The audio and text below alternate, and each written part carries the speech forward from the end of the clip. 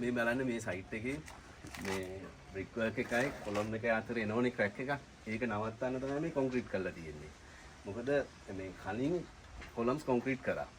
කලින් columns concrete කරා ඊට පස්සේ බ්ලොක් ගල් බැන්දේ. මොකද කොස්ට් එක අඩු කරන්න ඕන හින්දා ගඩොල් වලින් කරලා කීදෙන වැඩි බ්ලොක් ගල් කරා.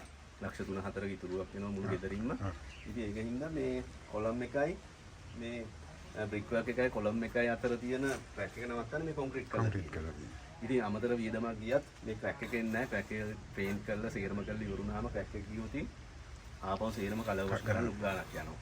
ඒකින්ද මේ විදියට මේ කොන්ක්‍රීට් කරලා තියෙන්නේ. ඉතින් සමහර අය බ්ලොක් දාලා මෙතෙන්ටම හේතු කරනවා. ඉතින් එහෙම නොකර අමතර වියදමක් කරලා මේ විදියට කරේ. වඩා හොඳයි ගඩොල් බැඳලා ලී වලින් කරලා කොන්ක්‍රීට් කරා නම්. අතර වෙලාව යනවා. කාලේ යනවා වියදමත් වැඩි. ඒකින්ද අඩු වියදමින් තමයි මේ විදියට කරලා තියෙන්නේ. ඔයාලා ගෙදරත් මේ අදහස් එකතු කරගන්න. මෙතන ગેප් එකක් තියෙනවා ගාන 4ක විතර බ්ලොක් ගලයි බ්ලොක් ස්ටෝන් එකයි කොලම් එක අතර පස්සේ තමයි මේ කොන්ක්‍රීට් දාලා. ඉතින් මේ විදිහට තමයි සියලුම කොලම්ස් මේ නිවස ඉදි කරන්නේ.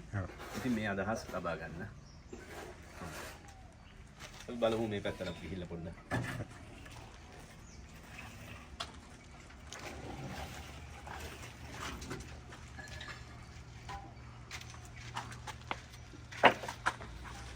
Hello,